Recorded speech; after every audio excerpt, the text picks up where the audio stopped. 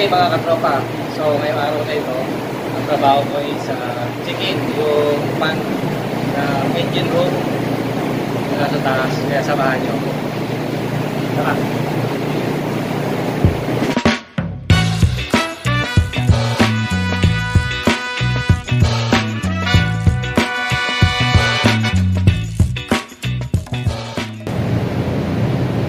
So ang problema nga pala dito sa ER pan room is yung number 3 hindi nagsasara, or nagsasara man siya, hindi agad siya talaga nagre-response, mabagal daw. So kailangan checkin ko siya o ano bang pwede natin remedy para ma-response agad siya ng mabilis. Kasi importante ito for safety na dapat pag ginarado yung valvula, mag-response agad siya, mag-close agad siya at patayin niya agad yung fan motor niya para hindi mag-supply ng hangin sa engine. So, samahan nyo ako, checkin natin.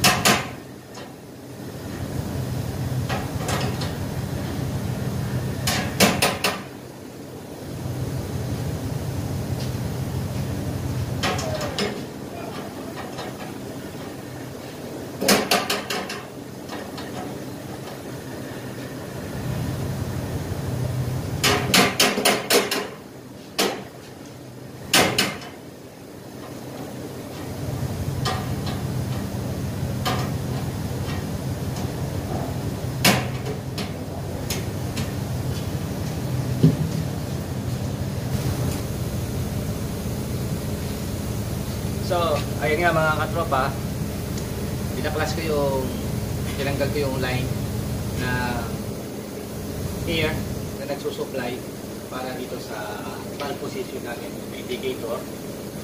Ito yung valve position indicator natin ay mechanical switches. So, pag nag-inject ng hangin dito, so, itong open na to, magto-block siya.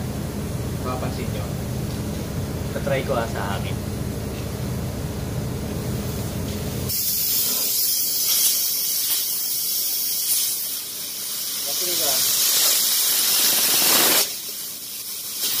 So pag walang hangin, open siya. So yung sabihin yung damper, naka-open siya ngayon.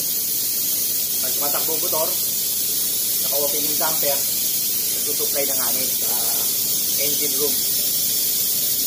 At pag nag-inject tayo ng hangin, mamamatay yung motor niya at magkukulong yung damper.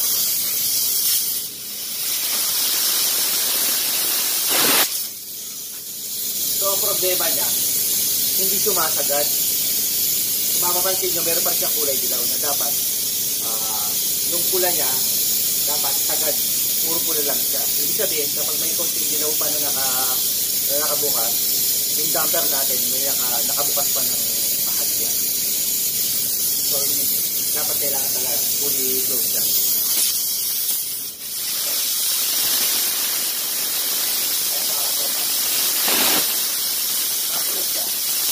Naka-close siya, pero meron pang hawak.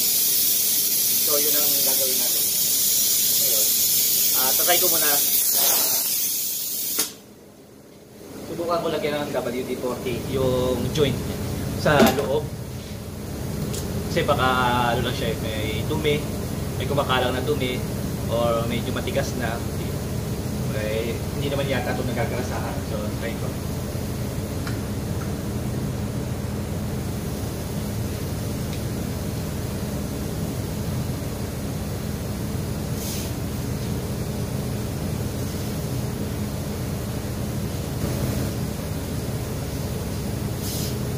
So ayan, yung mga joint na mapapansin nyo, ayan dito, mga connection nito. So tatry ko ulit siya, tingnan ko kung may pagbabago, kung meron pa rin kulay dilaw kapag naka-close natin siya. Sana may magbabago.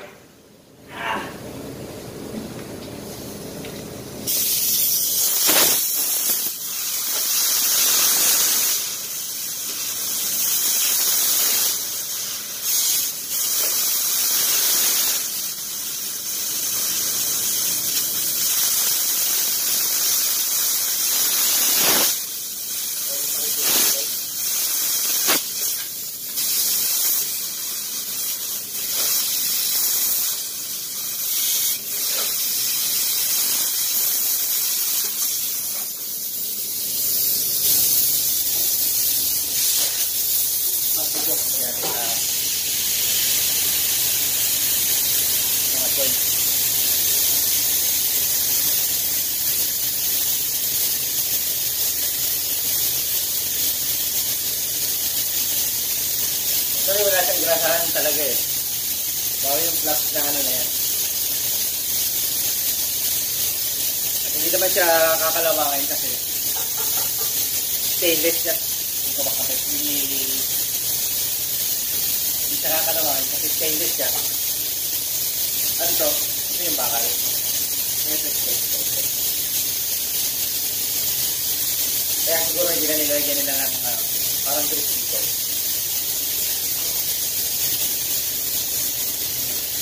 Ano? Yung batala? Okay. Parang matagad lang po. Wait. Gagawin ko muna ha. Sige. Tulong.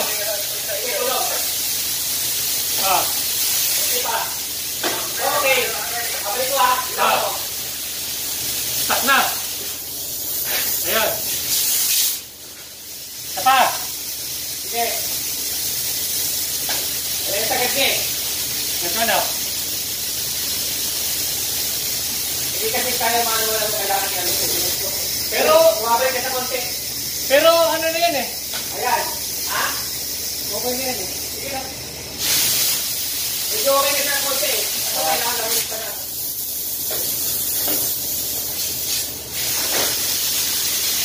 Tara. Oo. Sige. Balik. Okay.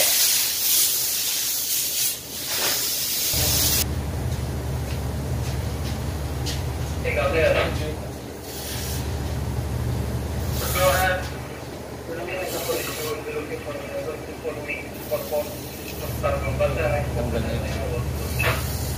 Pata-stack up lang sa'yo. Mali na, ayaw niya. Grabe kung baka-bako ito. Kaya inunuto.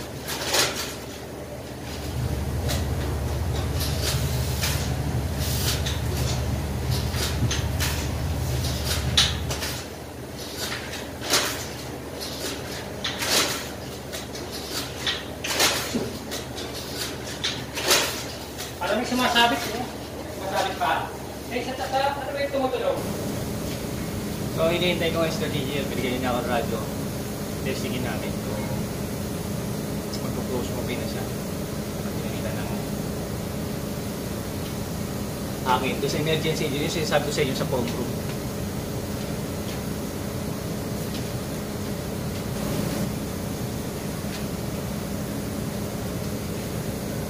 Sa lower deck kasi yun, nasa... Go ahead.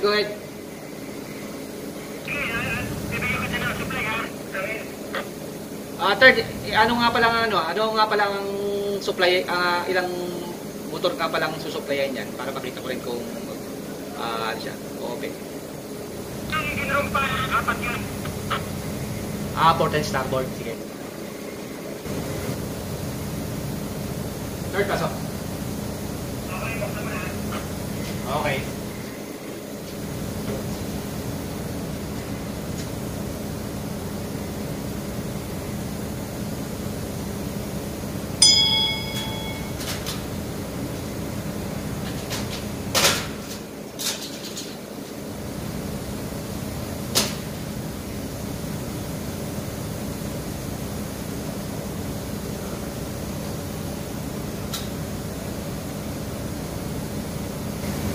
Sir, dito sa starboard na close, titingin ko lang doon sa port side.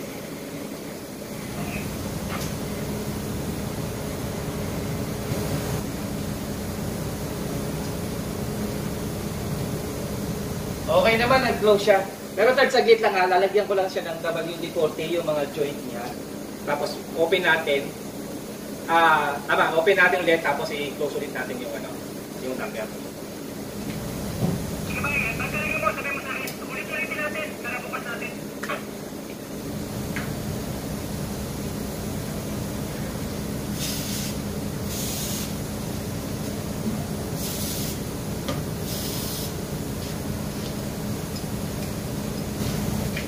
So nilagyan ko yung WD-40 yung mga joint niya. So ang suggestion ko na tuwing magti-testing, tuwing Saturday routine ng mga engineer, pag mag-testing sila, lalagyan nila ng WD-40 yung mga joint para na-exercise.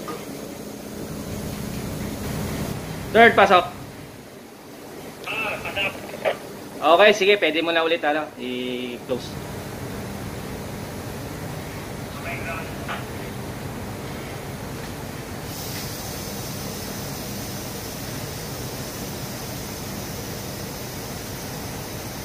So, nirelease niya yung hangin.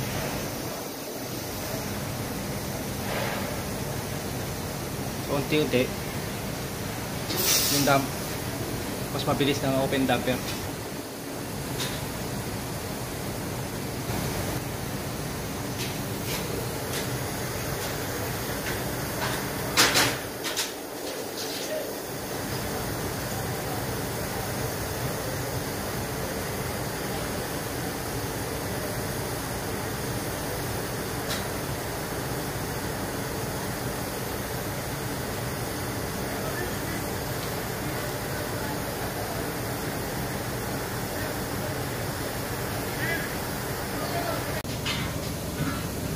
So ayan mga katropa, tapos na yung aking trabaho. Okay na siya. Gumagana na. So in case of emergency, pag nag-supply ng hangin, magkuklose na yung damper. So hanggang sa muli mga katropa, salamat sa inyong panonood. Ating yung katawan. God bless. Peace out!